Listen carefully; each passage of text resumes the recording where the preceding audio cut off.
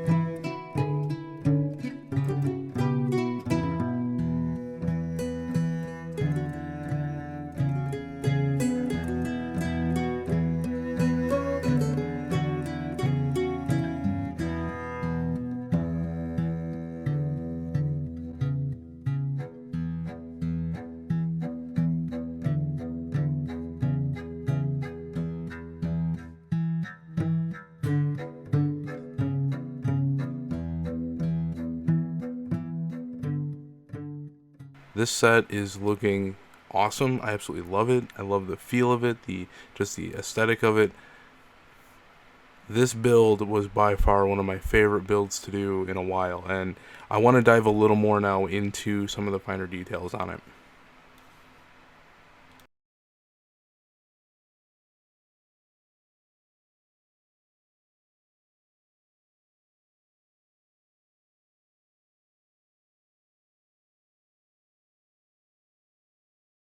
So the first cool feature actually has to do with the forge and his little blacksmith shop. He's got the little anvil down here.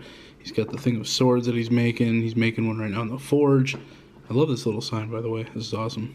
But the cool thing is actually in the forge itself. One of the pieces, I've never had these before, but one of the pieces actually has a battery in it and a light bulb. If you press it, it actually turns it on, which is freaking cool. I love that. And the second thing I actually like, see if I can turn this and get a little more light on the feature here, is this tree in general. Usually with Legos in the past, the tree has been like this little thing, maybe a bunch of like these pieces right here, like this truss piece. They may have some extensions on it, but that's kind of how trees were back in, I want to say back in my day, it makes me sound really old. But that's how trees used to be. Or they may give you like some mold of a tree. But this is actually a really cool take on it. I really like adding the apples to it. The little archery thing on it as well. And then it's a little dark, so I'll see if I can light it up for you guys. Inside there is actually some wood. So you got the little well right underneath the apple tree. And then you got some wood in there. With this one, at least with this side, you can get around the chimney, but this is a little harder to get around. So just flip it over.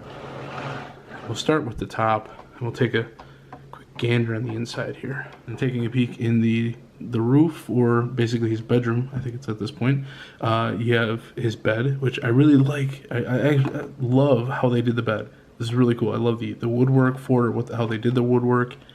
I also love that they have a bear rug. While building it, it actually took me quite a while to figure out what that was. But then over here, looks like we have a fireplace way in the back, as well as a little place where he can write a story. Got a little inkwell, a little torch on the other side of the inkwell. All right, then dipping into the second floor, we have the kitchen and the cooking area. First off, we have some utensils over here, cutting a carrot. Then you have the stove and the main cooking area over here. We have a couple pots and pans. Kind of hard to see without this in the way. Also turning some butter in the corner. Got really cool idea for the chairs, and I never would have thought about using that, but it's actually 2 axes and 1 stick in the center to make the backing for it. I thought that was just an ingenious idea. Got a turkey leg on there. Got some greens. Got a couple cups. I really like the door as well. I like the wood paneling they use for the doors. It's really cool. And then underneath the stairs, it's kind of hard to see, but we actually have there's actually a keg under there. And in this section, there's actually quite a bit to dissect, so we'll go through it. You have the anvil, and it looks like there's an ingot on there. It could be a gold ingot, bronze, copper. Then you have some tools over here with the broom, the shovel, and the hammer. You got some rods over here. You had some pots and pans. You got a kettle, little stand for a helmet. This is really cool. They basically, there's 1 block in this chest. There's a top on it back here, but there's 1 block in it. And then you take 3 of these little pieces, like this one, and put one going the long way, one going the long way next to it, and then this one, and it looks like there's ingots in there. That's really cool. Then over here you have some more armor up on the wall, right underneath a grindstone. I got a shield that he probably made. Got a bunch of charcoal right there, right next to the fire pit or the forge. Yeah, I thought this was a really, really, really cool room. This is probably my second favorite. The kitchen isn't bad, but this one is right up there with the top floor. I absolutely love how they did the bed with that one, as well as the little writing area for writing his story. I thought that was a really cool way of doing it. And that's going to do it for the medieval blacksmith. Like I said, I had a blast doing this one. It was really fun. It's easily my most favorite Lego build of all time. If you like the video, make sure to share it, like it, subscribe if you haven't, and I will see you all in the next video. Take care and peace out.